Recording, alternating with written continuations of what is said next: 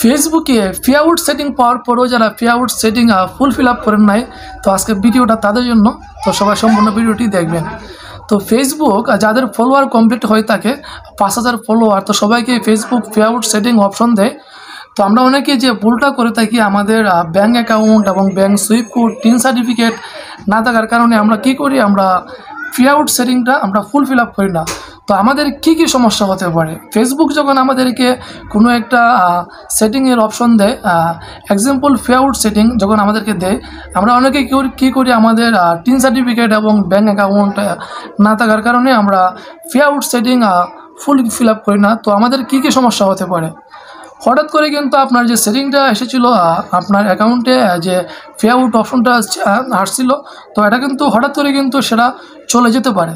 তো আপনাকে কি করতে হবে, আপনাকে খুব তাড়াতাড়ি যখনই আপনার পে আউট সেটিংটা আপনার ফেসবুকে চলে আসবে, তখন আপনি 1 থেকে 2 দিনের ভিতরে আপনি সেই সেটিংটা আপনি ফুল ফিল আপ করে রাখবেন।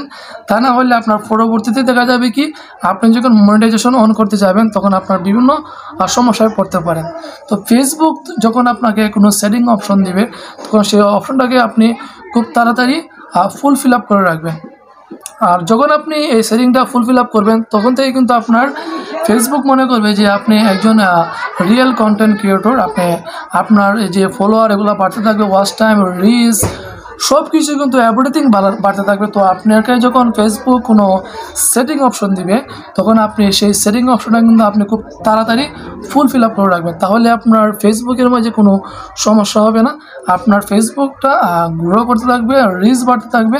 তো আপনি ফেসবুকের যে সেটিং অপশনগুলো আছে, আপনি এগুলোর দিকে নজর রাখবেন। আর যাদের পে আউট সেটিং অপশন আসছে ফেসবুকে, তো সবাই পে আউট সেটিং অপশনটা একটা ব্যাঙ্ক অ্যাকাউন্ট খুলে এবং ব্যাঙ্ক অ্যাকাউন্টের সুইপ কোড নিয়ে আর একটা টিন সার্টিফিকেট লাগবে।